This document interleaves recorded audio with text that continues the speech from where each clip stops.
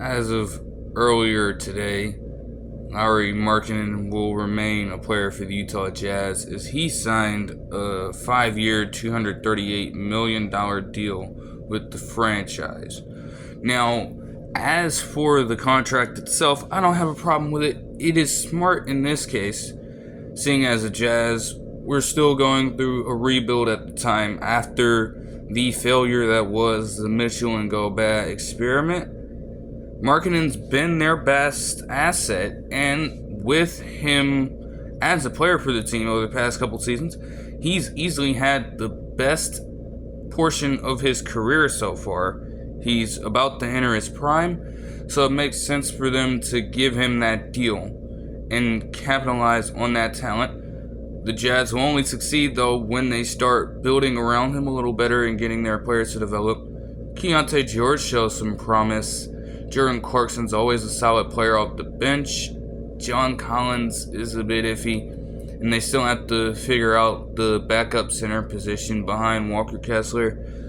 But if they can continue to have Markkanen even elevate his game a little more, and those other players come along, things could be looking up for them in the near future. Signing of the contract, however, the Markkanen sweepstakes are done. But how does this happen to be the case? Well, we have to go back just a little over a month ago, and I was talking about all of the different transactions being made during the free agency period. And on a certain video, I detailed how the Warriors, Spurs, Timberwolves were all in the running for trying to get Lauri Markkanen to be a part of their respective teams. And over the course of the past month, the Warriors have been a bit more active than everyone else in terms of trying to get him.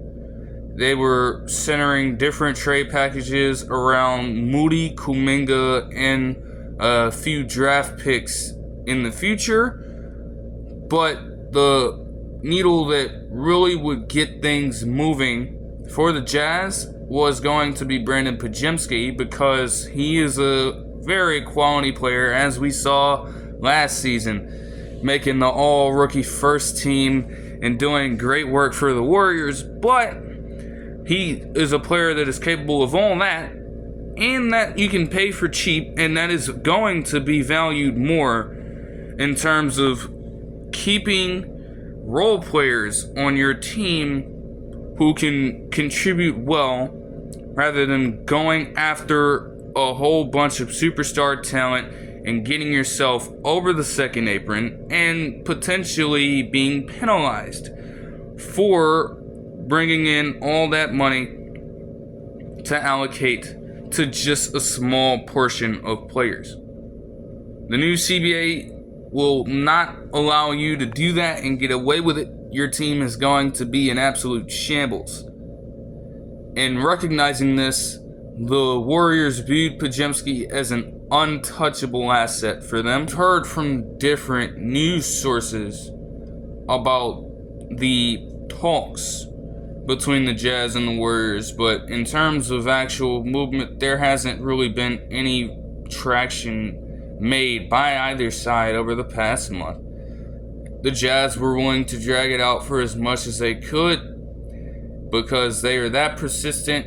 It is a part of Danny Ainge's nature. He will try, if you are trying to go after one of his players, going back to his days as the general manager for the Celtics, you try to make a move with him in the front office, he's going to make sure that your team pays for it and then some. He will be sure to rob you. 2013 trade that sent Kevin Garnett and Paul Pierce to the Nets in exchange for future draft picks that would end up becoming the centerpieces of the Celtics franchise to date, in Jaylen Brown and Jason Tatum having just won a championship. That was Danny Ainge who engineered the entire move.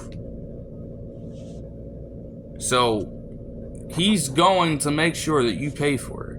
No question about that. Fast forward to yesterday. I was watching ESPN for a while yesterday, and they were talking about the different rumblings going on with Markkanen and potential movement, and they detailed this very nicely.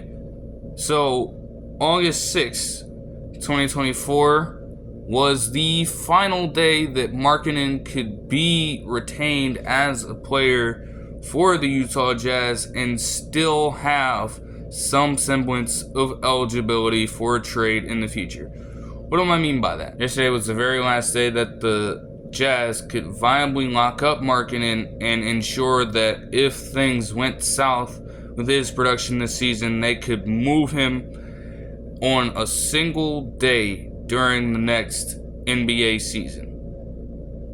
6 months from now,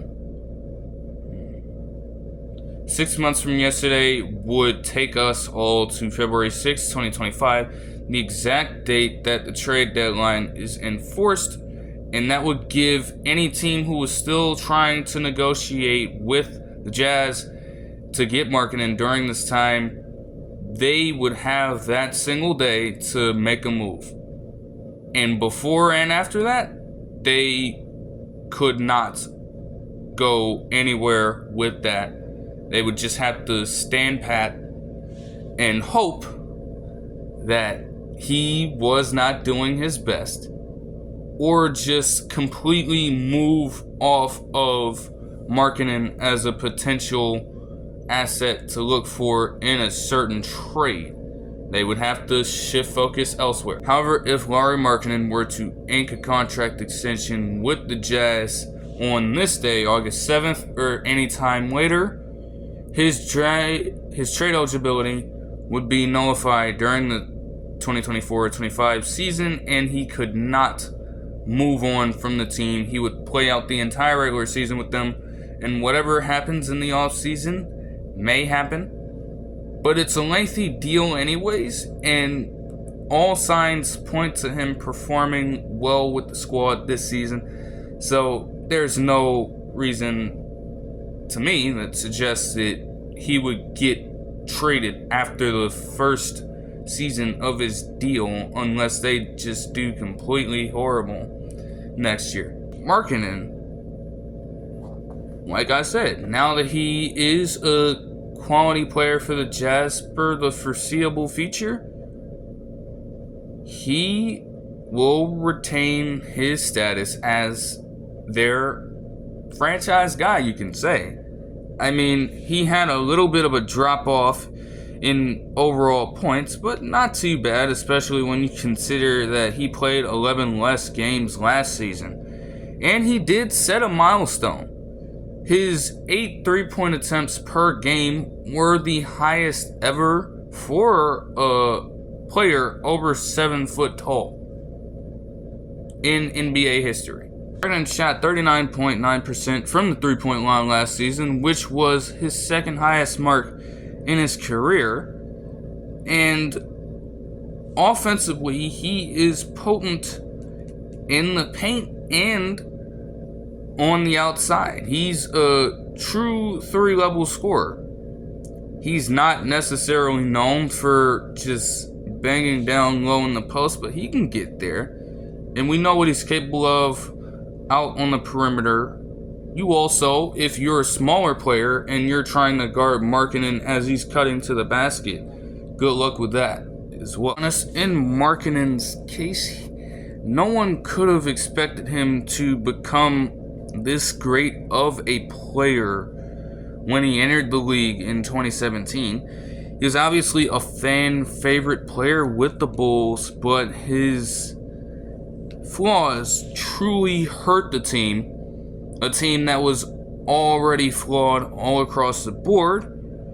And while he was solid enough off of the bench for them, it felt as though he was not going to properly develop in that system, and they chose to move on from him in 2021, where he became a Cleveland Cavalier for a single season. And he still performed relatively well there.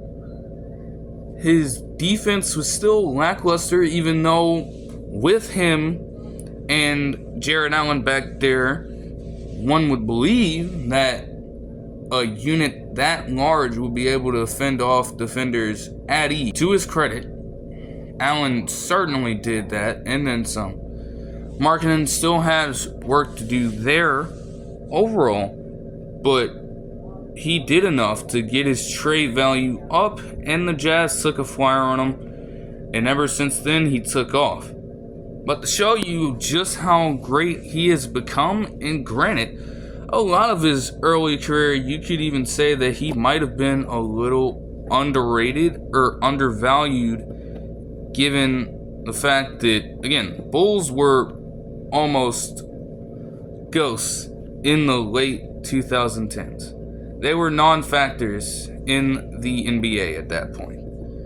They were just cleaning house all over the board, and they have still not fully recovered completely from that Derrick Rose injury in 2012, to be completely honest with you. Ever since then, the earliest seasons after that, they continued to succeed decently enough to contend for playoff spots. But after, you're trying to rely on a faulty big three at that, and they've just been mediocre ever since then. So it was wise of them to get Markkanen out, a chance to develop elsewhere, and allow yourself some room to potentially get better. That hasn't happened. But he got on the rise with the Cavs, as the Cavs were also making waves in the NBA, becoming a resurgent team themselves with the likes of Darius Garland and Evan Mobley. In 22 and 23, when he has become a member of the Utah Jazz, his career has certainly took off since then, and now he gets a contract that sets him up for life and his family for life. So you have to give that overall respect. Let's put this into perspective. Karl-Anthony Towns. We all know at this point that he has put himself in a spot where he's self-proclaimed himself to be the best shooter in NBA history that stands over 7 foot, and the guy that changed the game for shooting big men. And I can't necessarily say that that was the case anyways. I mean, you always have to give Dirk that respect first. He was the guy that set up a lot of these cats today who like to stretch the floor as big men to succeed. He walked so they could run. And it was a very bold statement from Karl-Anthony Towns at the time. He's done decently well, but I don't know about that. Like, that is a stretch. Because a player like Nowitzki used it to eventually win a championship. Karl-Anthony Towns has done it in moments where it hasn't remotely mattered. And then when they need buckets from deep, like the Timberwolves found themselves in during the conference finals against the Dallas Mavericks last postseason, those three-pointers from the self-proclaimed best to do it at his height did not come at all. Just bricked every single time, and it got them out of so many games that they could have really won. A few of them were very tight, and you need those timely buckets, and he didn't give them to you. Now, he has played 573 games in his entire career. Markkanen, on the other hand, has played 170 less over the course of 7 different seasons. So he finds himself solidified at the 153rd highest mark for made threes in a career by an NBA player at 1,004. Towns, on the other hand, has made only 975. While it is only a 29 three-pointer drop-off, the fact of the matter that it took you more than 2 whole seasons to get to just below Markkanen means that Markkanen can continue to keep going. And if he actually enters his prime and elevates his game. He could create some very great distance in that metric. And if Markkanen can find overall success with that, getting his team to a winning record over the course of the next few seasons and potentially contending for a championship in the future, that narrative might change a little bit. Nonetheless, he's still as good of a player as he has his flaws. Honestly, 8.2 rebounds last season were not bad, but I'd like to see that rise up just a little bit, given his height. Also, in regards to his height, a negative 1.5 defensive box plus minus last season is absolutely horrendous for a player of Markkanen's caliber. And I feel like that is what holds him back from becoming even more elite and even more well respected across the entire league. He may never truly become the most feared defender out there, but I feel like you've got to get to a point where you're at least dead even. If you can get even remotely close to just 0 defensive blocks plus minus next season, I think that is a huge step for Markkanen. But you can't be that horrendous on that end. And you are that tall. So it's on him. That stat line to me, when it comes to a player like Markkanen, at that point, that is representative of your effort, or lack thereof.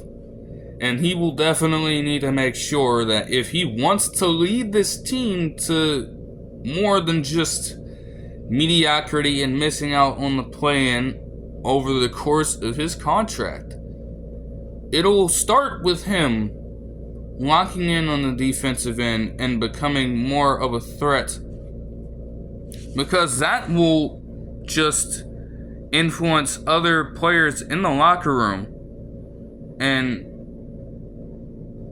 get them to follow in those footsteps.